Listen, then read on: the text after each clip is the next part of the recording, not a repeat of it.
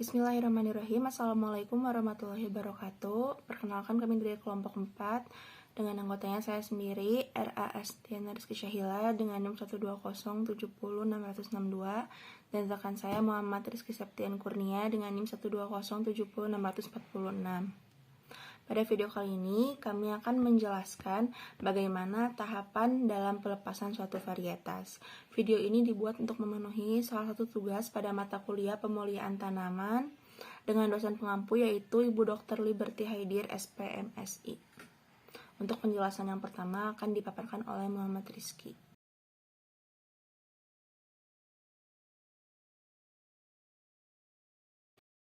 Yang pertama adalah latar belakang.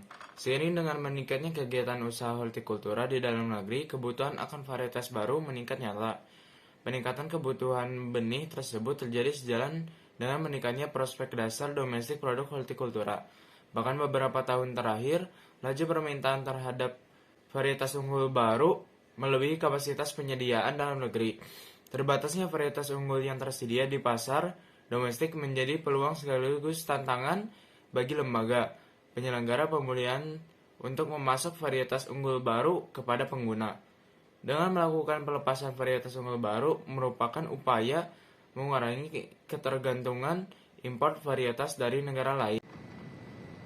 Berdasarkan Undang-Undang Nomor 12 pada tahun 1992 Pasal 12 Ayat 1, 2, dan 3, yaitu benih dari varietas hasil pemulihan harus dilepas oleh pemerintah sebelum diedarkan.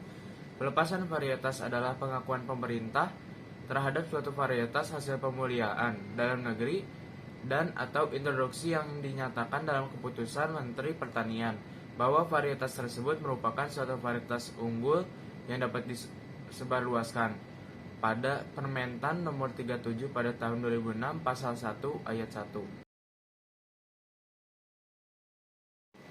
Selanjutnya, syarat-syarat pelepasan varietas. Surat Keputusan Menteri Pertanian Nomor 476/KPS UM8 1977 menetapkan syarat-syarat dan prosedur pelepasan varietas.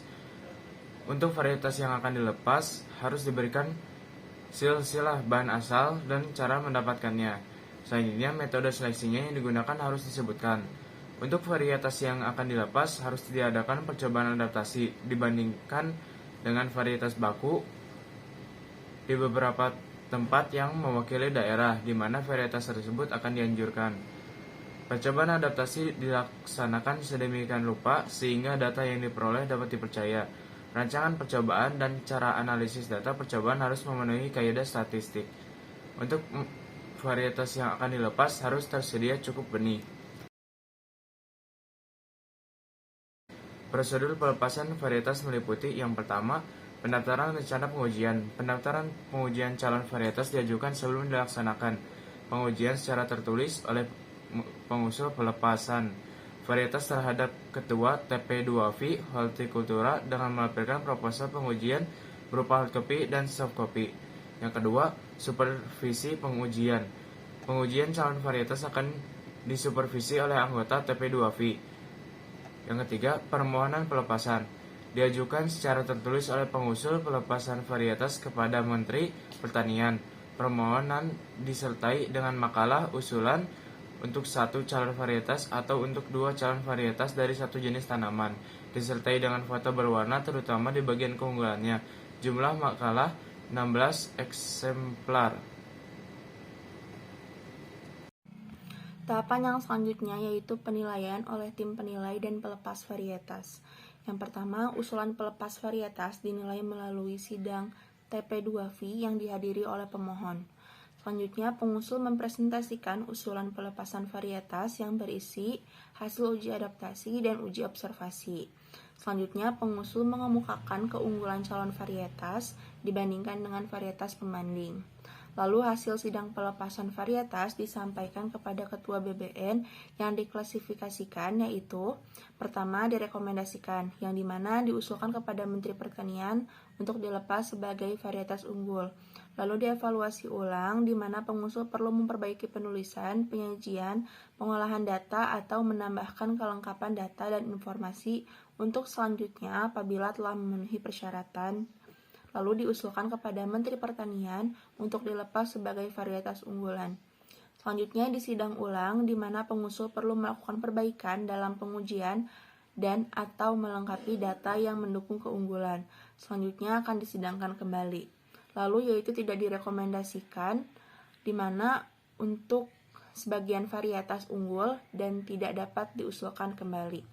Lalu, usulan yang tidak memenuhi syarat dan ditolak permohonannya akan disertai dengan alasan yang kuat, lalu surat penolakan ditandatangani oleh Ketua TP2V. Selanjutnya, varietas yang memenuhi syarat diusulkan oleh Ketua BBN kepada Menteri Pertanian untuk disahkan pelepasannya sebagai varietas baru. Varietas yang disetujui oleh Menteri Pertanian untuk dilepas akan dituangkan ke dalam keputusan Menteri Pertanian.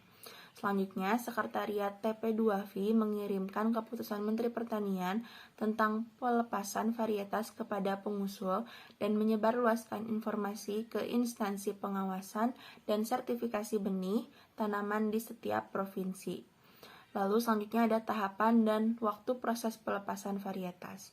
Tahapan dan waktu yang dibutuhkan dalam proses pelepasan varietas, khususnya pada hortikultura, yaitu pertama, pemberitahuan dari BBN kepada calon pengusul bahwa sidang akan dilakukan, diberitahukan 2 bulan sebelum sidang.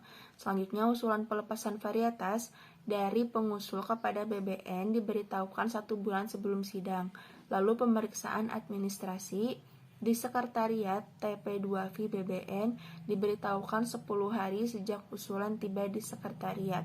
Selanjutnya, perbaikan administrasi usulan oleh pengusul diberitahukan selama 1 minggu. Selanjutnya, sidang pelepasan yaitu dilaksanakan 1-2 hari. Lalu pengumuman hasil sidang dikirim kepada pengusul di mana waktunya yaitu 7 hari setelah sidang. Selanjutnya, untuk perbaikan di pengusul diberitahukan 1 bulan sejak pemberitahuan dari BBN, lalu pemberitahuan hasil keputusan dari Menteri Pertanian kepada pengusul yaitu 5 hari kerja setelah SK diterima sekretariat. Pengaturan pelaksanaan pengujian didasarkan dan dikembangkan berdasarkan kebijaksanaan yang ditentukan oleh Badan Litbang Pertanian dan Dinjentan yang kemudian diperkuat oleh Surat Sekjen Deptan nomor LB 110/1279/B/7 Romawi /1997 tentang tata laksana dan pengujian adaptasi. Dalam rangka mempercepat proses komunikasi hasil penelitian dan alih teknologi varietas unggul baru, hendaknya evaluasi daya hasil dan pengujian adaptasi pada berbagai agroekosistem dilaksanakan berjalan paralel yang saling mendukung dan terkait satu sama lain. Selanjutnya ada evaluasi atau pengujian di mana berisi mengenai informasi tentang varietas. Pemerintah, penangkar benih, dan petani perlu mengetahui penampilan potensi varietas, baik yang dihasilkan di dalam negeri maupun introduksi dari luar. Langkah pertama dalam evaluasi dimulai oleh para ahli pemulia tanaman atau peneliti. Selain dari percobaan atau evaluasi yang dilakukan oleh peneliti untuk mengidentifikasi calon varietas unggul, pengujian juga dilakukan oleh unit kerja Direktorat Jenderal untuk mengetahui calon varietas yang cocok untuk dilepas. Prosedur dan mekanisme kerja evaluasi dan pengujian varietas perlu disusun untuk menghindari konflik kepentingan, di samping itu juga untuk mempercepat proses alih teknologi. Untuk evaluasi sendiri, evaluasi terhadap penampilan dapat dilakukan dengan berbagai cara. Namun ada 3 prinsip dasar, yaitu yang pertama, agroekosistem di mana evaluasi atau pengujian dilakukan perlu dikarakterisasi secara tepat. Yang kedua, calon varietas tanaman yang paling sesuai dialokasikan pada setiap agroekosistem. Yang ketiga, pengelompokan varietas memiliki umur dan sifat tubuh yang hampir sama. Asesmen yang paling umum dilakukan dalam evaluasi dan pengujian varietas mencakup daya hasil, ketahanan terhadap serangan hama penyakit, umur, sifat yang diinginkan, dan ketahanan terhadap cekaman lingkungan.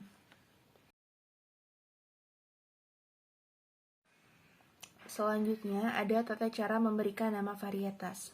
Yang pertama, usulan nama diajukan oleh peneliti atau pemulia tanaman bersamaan dengan usulan pelepasan varietas.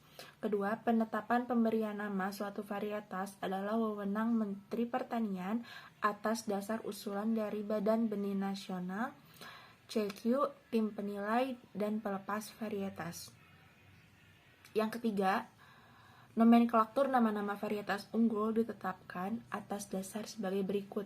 Contohnya pada tanaman padi yaitu padi sawah yang berarti nama sungai di Indonesia. Untuk palawija yaitu ada kedelai di mana nama gunung di Indonesia. Dan untuk hortikultura, khusus varietas ini atau klon hortikultura yang dilepas baik melalui cara pemuliaan maupun pemutihan sampai saat ini pada umumnya menggunakan nama asli dari asal varietas lokal tersebut, khususnya untuk pemutihan.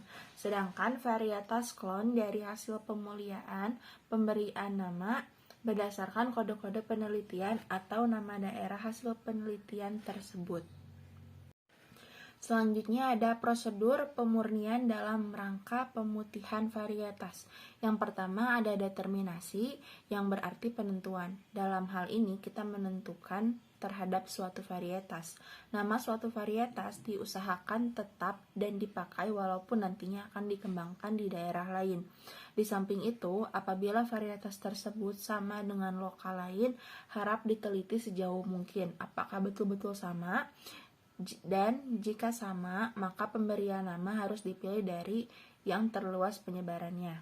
Pemberian nama lain harus dihindarkan. Dengan konsekuensi, pengembangan penyebaran varietas harus diikuti distribusi benihnya.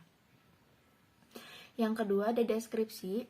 Untuk melaksanakan determinasi diperlukan deskripsi varietas yang bersangkutan. Deskripsi tersebut berguna untuk pengenalan atau identifikasi varietas. Oleh karena itu, deskripsi suatu varietas dari jenis tanaman apapun harus meliputi pencatatan ciri-ciri atau sifat agronomi yang bersifat kualitatif. Ciri atau sifat tersebut dapat juga mengandung pengertian ekonomis, seperti halnya sifat ketahanan terhadap hama penyakit tertentu, karena pemurnian suatu varietas adalah suatu usaha pengembalian mutu sesuai dengan varietas yang baku atau asal. Demikian juga dalam usaha pemutihan varietas, yang termasuk dalam uraian deskripsi, yaitu mencakup asal varietas, penyebaran varietas yang dimaksud, kapasitas atau potensi hasil, golongan varietas, ketahanan terhadap hama penyakit, dan juga umur tanaman. Rincian tersebut ditambahkan deskripsi ciri-ciri yang biasa diperhatikan seperti sifat yang spesifik dalam pengawasan mutu dan sertifikasi benih atau dalam pemuliaan. Yang ketiga ada seleksi atau reguing. Seleksi ini sangat penting dalam pemuliaan, baik untuk membuat atau membentuk galur-galur yang akan menjadi varietas atau calon varietas atau yang mempertahankan suatu varietas. Dalam pembenihan dikenal dengan istilah rogging, yang tidak lain dikenal seleksi negatif, yaitu membuang tanaman-tanaman yang menyimpang. Tanaman-tanaman yang menyimpang menunjukkan ciri-ciri dari apa yang seharusnya dipunyai atau dimiliki oleh suatu varietas yang kita maksudkan. Hal ini dilakukan untuk menjaga kemurnian dari varietas tersebut agar dapat dipertahankan. Varietas lokal pada umumnya merupakan populasi campuran yang memerlukan pemurnian yang hanya dapat dilaksanakan dengan seleksi, minimal seleksi negatif. Sebetulnya itu tergantung dari besarnya populasi campuran. Oleh karena itu, cara pemurnian yang memantapkan dapat juga dengan seleksi positif. Dalam hal ini diambil atau dipungut tanaman-tanaman yang ciri-cirinya sesuai dengan yang telah dicantumkan dalam deskripsi. Selain itu, harus juga memperhatikan potensi hasilnya.